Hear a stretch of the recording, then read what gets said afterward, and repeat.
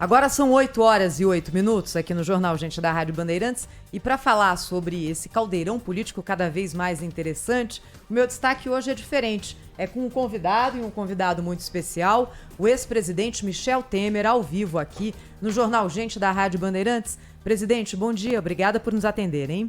Muito bom dia, Sônia, bom dia a todos. Bom dia, eu aqui a Thaís Freitas, a Sônia Blota do meu lado. Tudo bom, presidente? Junto com o Pedro Campos e o Cláudio Humberto em Brasília, presidente. Perdão, não entendi. Bom dia, eu sou a Thaís Freitas e a Sônia Blota está aqui do meu lado. Pois não. Na bancada também o Pedro Campos e o Cláudio Humberto, direto de Brasília. Muito bom dia a todos. Bom dia, presidente. Queria começar perguntando para o senhor o seguinte: o MDB, dentro desse cenário sobre o qual o Cláudio Humberto falava, de movimentação intensa na busca de coligações e de entendimentos para as candidaturas 2022, como é que o senhor vê hoje o papel do seu partido, presidente? Olha, o MDB lançou a senadora Simone Tebet, né, como candidata, e vocês sabem que ela tem uma postura muito adequada, né, não só pela vida pública que teve, como prefeita de Três Lagoas, como senadora, né, e agora fazendo uma coisa que, pelo menos a mim, viu, meus amigos e minhas amigas, me agrada muito, que é a história de pregar a pacificação do país, né? Vocês sabem, eu tenho dado entrevistas nesse programa e tenho dito sempre da indispensabilidade de que caminhemos para uma harmonia no país, não só harmonia, digamos assim, entre os poderes, mas harmonia entre os brasileiros, nada impedindo que haja discussões em torno de ideias, de programas, de ideologias, etc., mas sem agressões verbais ou até muitas vezes agressões físicas, né? Então o MDB, neste momento, lançou a Simone Tebet e acho que a ideia é mantê-la como candidata. Evidentemente, vocês sabem como são essas coisas, né? Chegando março, abril, maio, junho, se de repente a candidata ou o candidato não tiver um índice razoável, né? Daí é outro assunto, né? Mas por enquanto nós temos essa candidata que vai, e eu tenho conversado com algumas pessoas, talvez um pouco mais longínquamente, né? Mas tenho conversado e muitas pessoas entusiasmadas com a candidatura dela, né? Por enquanto, esta é a posição do MDB. Presidente, muito bom dia, bem-vindo ao nosso programa. O MDB, essa candidatura da senadora, as qualidades, né, da senadora Simone Tebet são indiscutíveis, né? E ela ganhou destaque mesmo no seu mandato como senadora. Mas o desempenho eleitoral dela, enfim, as expectativas são muito limitadas, né? Infelizmente. Numa eventual dificuldade, por exemplo, do ex-presidente Lula de fechar acordo com Alckmin, é possível o MDB estar aberto a entendimentos para voltar a compor uma chapa presidencial em que o Lula fosse candidato a presidente e, por exemplo, Simone Tebet fosse candidata a vice-presidente? É difícil, né, Cláudio Humberto, responder essa pergunta agora, né? Até por uma razão que eu levo sempre em conta, né? Você sabe que as pesquisas de hoje não são as pesquisas de amanhã.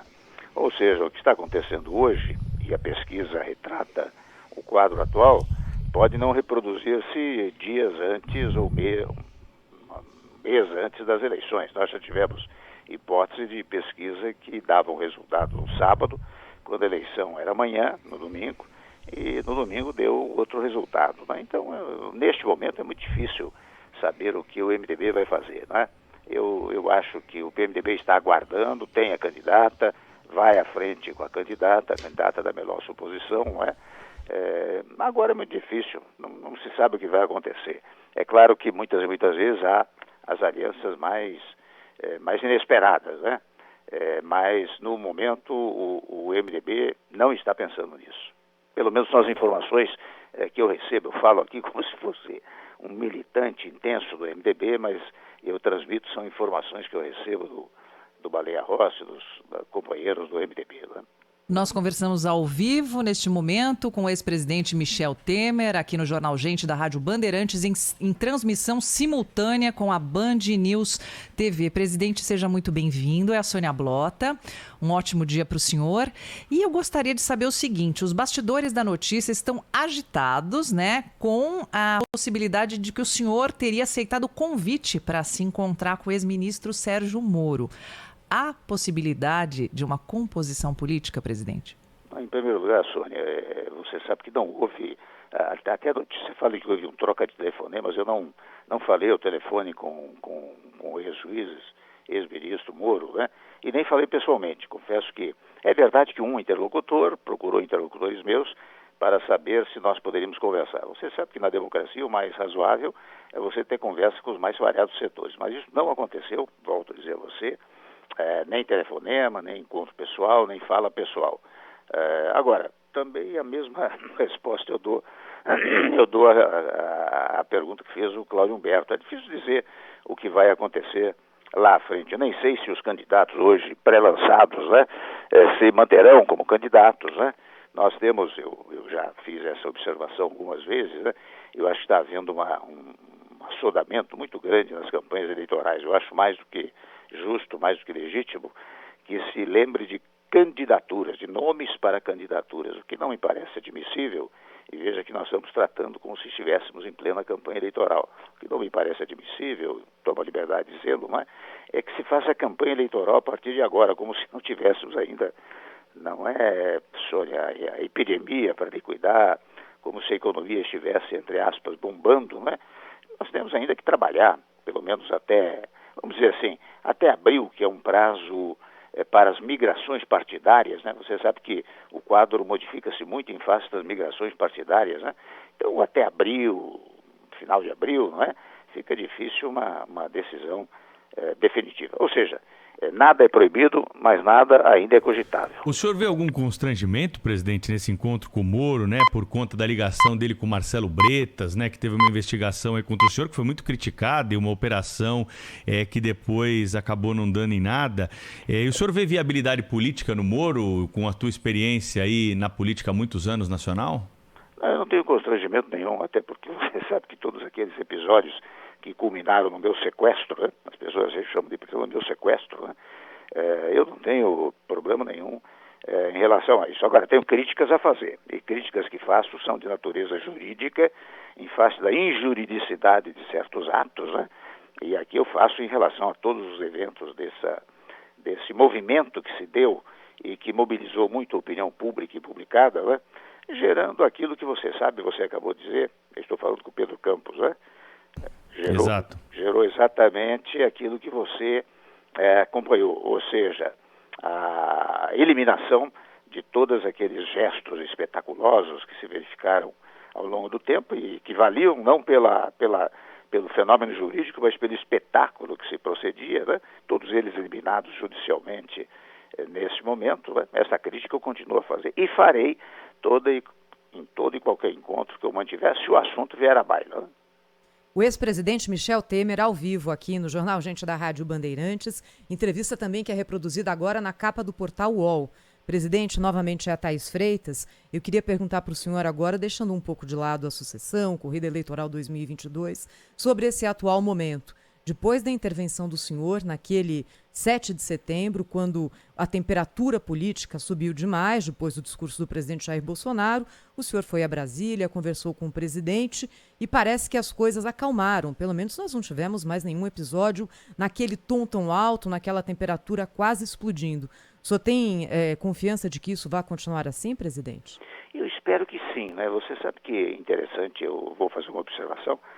Primeiro eu só fiz isso, e foi uma coisa que começou, digamos assim, às 20 horas do dia 8 e terminou positivamente às 15 horas do dia seguinte. Primeiro eu só fiz porque provocado, né? Fui chamado para tanto, né? E fiquei muito feliz em fazer essa reaproximação entre o Executivo e o Judiciário, no particular o Supremo Tribunal Federal. Agora eu me surpreendi, com toda a franqueza, com a repercussão que o fato teve, né? Porque foi um gesto modestíssimo, foi um gesto de quem disse para todos, né? Vamos cumprir a Constituição, ter harmonia entre os poderes, vamos ter diálogo, né? O diálogo é fundamental para essa harmonia. Mas me surpreendi quando eu verifiquei a repercussão extraordinária que este fato teve. Você sabe, quando saí lá do Palácio, logo me mostraram a história da Bolsa, o pico da Bolsa para cima, o dólar caiu, as pessoas muito mais tranquilas, né? O que para mim significou o seguinte: o povo brasileiro está cansado dessa discussão que se faz ao resto do chão, né? O povo quer mais tranquilidade, quer naturalmente debate de ideias, de programas, de ideologias, como disse há pouco, né? Mas o povo está cansado dessa discussão muito pífia, né? muito desagregadora, né? O povo quer um pouco de unidade. E você sabe que até por vício profissional, eu cumpro muito o que diz a Constituição, né? E a Constituição prega nos seus dizeres, desde o preâmbulo, a paz entre brasileiros, não só entre brasileiros, mas também no plano internacional. Então você veja, aquele resultado, né, foi fruto do quê? De um trabalho modestíssimo que, no fundo, vamos cumprir a Constituição. Agora, veja, passou-se um período de mais de 3 meses e as coisas continuam mais ou menos nesse particular tranquilas. Eu espero, faço votos, né, que durante a campanha eleitoral também haja um comportamento dessa natureza. Presidente, ontem o pré-candidato à presidência Ciro Gomes foi alvo da Polícia Federal por suspeitas de irregularidades em obras no estádio do Castelão. O senhor acha que a Justiça e a Polícia Federal fizeram o correto ou exageraram na dose? O que eu pergunto para o senhor é se o senhor acredita em conotação política, como disse ontem o pré-candidato Ciro Gomes. Olha, eu não acredito muito em conotação política, porque ainda hoje eu verificava que tudo isso começou em 2017, não é de agora, e tudo com autorização judicial. Agora, eu devo dizer uma coisa, o Ciro Gomes, pode ter vários defeitos sobre o ângulo político, pessoal, etc., mas eu duvido muito que ele tenha, digamos assim, feito um mal feito de natureza administrativa. Eu não acredito nisso. Eu sempre o achei muito correto no trato da vida pública, né, e das questões públicas. E olha que ele passou por muitos cargos, por muitas campanhas. Agora, o que vai lhe caber é defender-se desta ação. É claro que isso sempre se torna, né? Afinal, ele é candidato à presidência, foi governador, sempre se torna um certo espetáculo, né?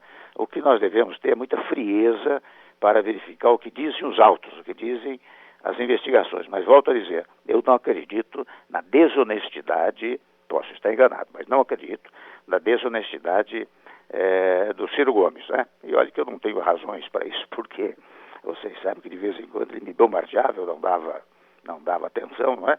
Mas eu sou muito fiel àquilo que eu penso e que eu vejo. Então digo eu, quanto ao aspecto de desonestidade administrativa e política, eu não acredito que o candidato Gomes tenha praticado, né? Presidente, bom, a denúncia é gravíssima, né, de que os irmãos tomaram 11 milhões de reais da construtora de propina para escolher essa construtora na obra da reforma do estádio Castelão, lá em Fortaleza. A gente tem que esperar que a justiça haja, né, e haja no seu tempo mesmo. O tempo da justiça certamente não é o tempo da política.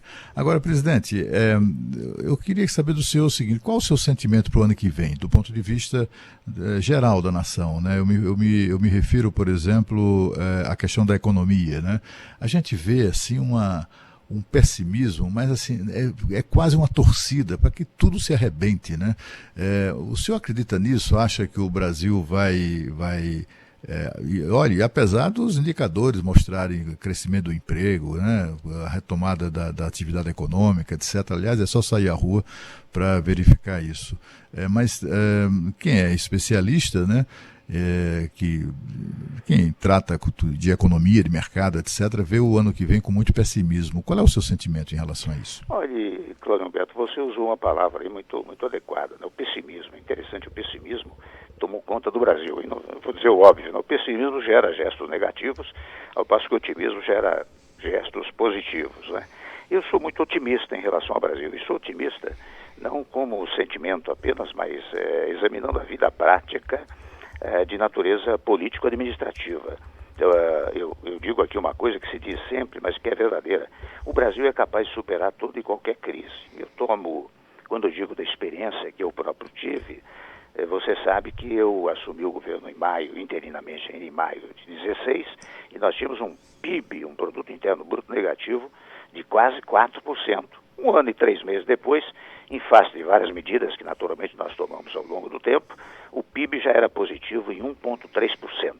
E recuperou-se todo o otimismo no país, né? Então, eu sou muito otimista em relação ao próximo ano, até em função dos dados que você apontou, né? E o que nós precisamos é isso, né?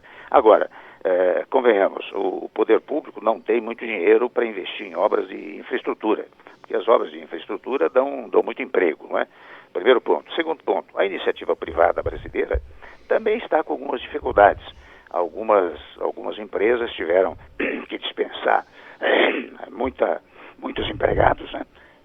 O número de desempregados aumentou muito em função da queda da produtividade da iniciativa privada brasileira. Não vou nem discutir as razões aqui que levaram a isso, né?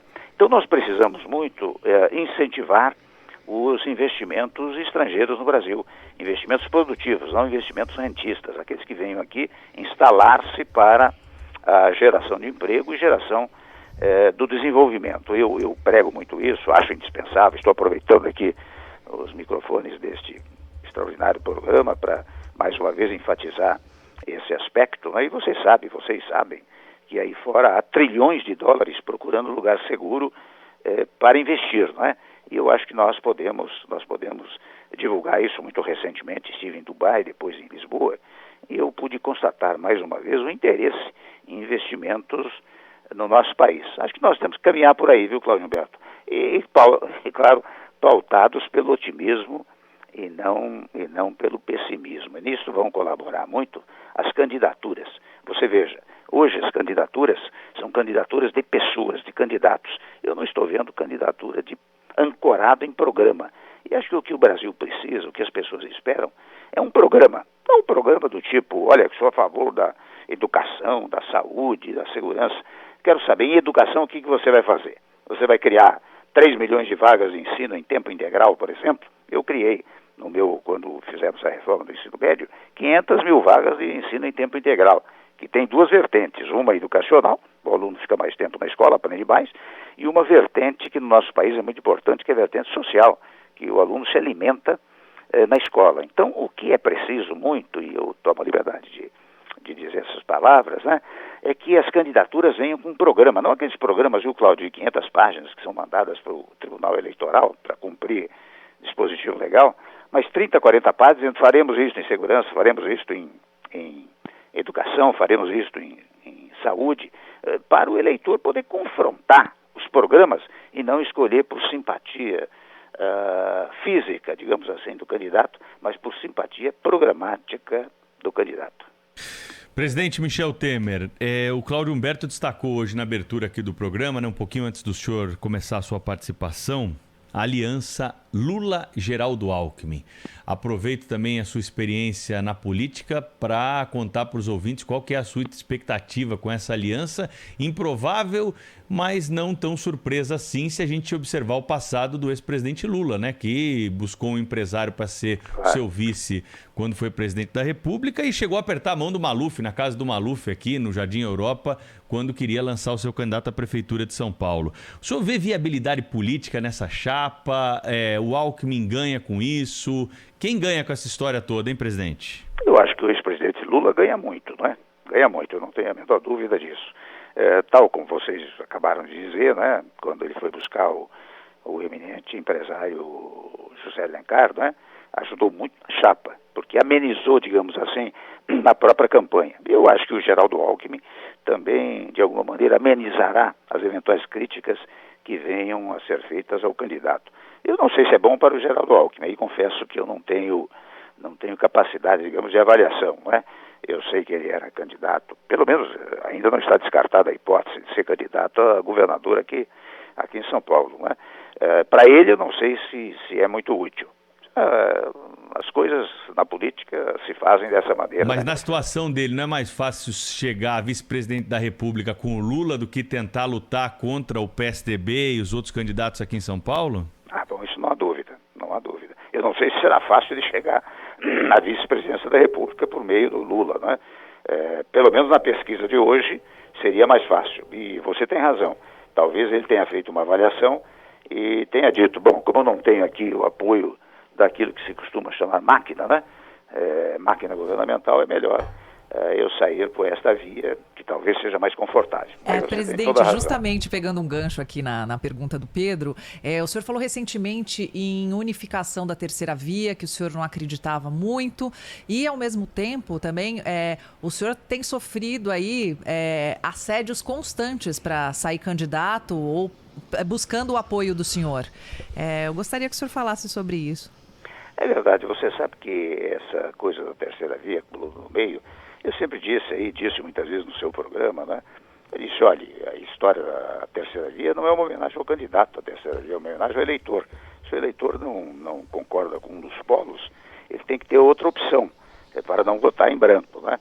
Agora, eu confesso, há 4, 5 meses, eu achava que os partidos lançariam pré-candidatos para verificar quem se viabilizaria como candidato único, e daí nós teríamos um único candidato. Mas o que eu constato hoje, todos vocês constatam comigo, é que os chamados pré-candidatos são todos candidatos. A essa altura nós já temos praticamente 4 candidatos na chamada terceira via, o que, digo eu, vai pulverizar, vai atomizar o voto na terceira via. Eu não sei se isto não fará com que os chamados polos, né, se mantenham íntegros, né? Eu acho que hoje essa história da terceira via está um pouco destruída, né? Eu não acredito mais nela, né? Presidente, na minha terra tem uma expressão muito curiosa que define essa aproximação aí surpreendente, né, de Lula com Alckmin. Se chama, lá nós usamos a expressão de casamento de jacaré com cobra d'água. Não há o menor perigo de dar certo uma coisa como essa. Não é fácil. Você tem razão. Não é fácil. Eu mesmo, vocês sabem, eu fui candidato à vice-presidência numa chapa do Partido dos Trabalhadores. É claro que no segundo mandato do presidente Lula, no primeiro mandato não, mas no segundo mandato nós tínhamos feito uma aliança, né? Mas de qualquer maneira, eu reconheço que a convivência não é fácil. Talvez venha se aplicar esse seu ditado popular aí, né, Claudio? Agora eu queria saber, presidente, aproveitando assim a sua experiência, a sua voz sempre tão ponderada e tal, eu queria saber a sua avaliação da solução que foi, mudando completamente de assunto, da solução que foi encontrada no Congresso sobre a questão da PEC dos precatórios, né, que garantiu de um lado aquele Auxílio Brasil no valor de R$415 para as pessoas muito pobres, certamente isso muda, talvez seja a diferença entre a vida e a morte, né, em grande parte da população, e de outro lado também isso acabou por mexer em precatórios, mexeu em várias coisas. Eu queria saber da sua opinião sobre isso. Qual é a avaliação que o senhor faz agora? Foi uma boa solução? Foi boa para o país? Não foi? Como avalia? A primeira consideração que eu faço, Cláudio Humberto, é o seguinte, que é possível, como foi feito, né, é possível perfeitamente cindir uma proposta de emenda constitucional, promulgar, portanto, aquela parte incontroversa que foi aprovada nas duas casas e continuar o chamado ping-pong na parte controvertida. Isto até, confesso, começou na minha gestão na presidência da Câmara, porque muitas e muitas vezes você tem uma modificação no Senado, volta para a Câmara faz uma modificação, volta para o Senado, ficava num ping-pong interminável. Num dado momento, eu decidi o seguinte, eu disse, olha aqui, aquela parte incontroversa, não há mais razão para não promulgar. Fica a parte controvertida no chamado ping-pong, primeiro ponto. O segundo ponto, eu tenho dito aqui, mas tenho, confesso, pregado no vazio. Você sabe que se fez muito malabarismo legislativo, né, ao longo do tempo, para enfrentar a calamidade pública. A primeira delas, a pandemia, não é? E a segunda delas, convenhamos, uma consequência, um prosseguimento da pandemia, que é a miserabilidade. Quando eu falo em miserabilidade, estou falando de um grau abaixo da pobreza. Quando nós vemos essas cenas das pessoas comprando osso e abrindo saco de lixo, etc., estou falando da miserabilidade. Então, para estas hipóteses todas, você sabe que nós produzimos no meu governo o chamado teto para os gastos públicos, né? Que teve, na verdade, um caminho fiscal e um caminho social. O caminho fiscal foi estabelecer um teto, né? Você só pode fazer um novo orçamento com a inflação do ano anterior para dar credibilidade fiscal ao nosso país, não é? Mas teve uma vertente social. Nós previmos a hipótese de calamidade pública, e você sabe que calamidade pública é uma figura jurídica que deriva de uma situação calamitosa. E, ora, a pandemia foi uma situação calamitosa, autorizadora, portanto, da calamidade pública. E, de igual maneira, essa miserabilidade que hoje nós vivemos. E eu, reiterando o que falava da emenda do teto, né, lá está previsto, em caso de calamidade pública, você pode usar os chamados créditos extraordinários, que estão fora do teto. Portanto, nós manteríamos, se simplesmente aplicássemos a emenda constitucional do teto, nós manteríamos a credibilidade fiscal e iríamos enfrentar esta tristíssima realidade social com os créditos extraordinários. E vou dizer a você, enquanto persistisse essa miserabilidade, né, eu acho que não era preciso esse malabarismo todo legislativo, né, que foi feito. Agora, digo a você que foi importante aumentar os valores para os mais vulneráveis, eu não tenho a menor dúvida disso. E quanto mais pudermos aumentar, tanto melhor. Bem, eu agradeço ao ex-presidente Michel Temer, mais uma vez, conversando muito gentilmente com os ouvintes da Rádio Bandeirantes. Presidente, obrigada. Seja sempre bem-vindo. Contamos com o senhor numa próxima. Aproveito já para desejar ao senhor e à sua família bom Natal, bom Ano Novo. A gente está precisando de um pouco de paz, né, presidente? Muito bom dia a vocês e otimismo e paz. Deve ser a nossa mensagem de Natal. Muito obrigado. Obrigada, presidente. Rede Bandeirantes.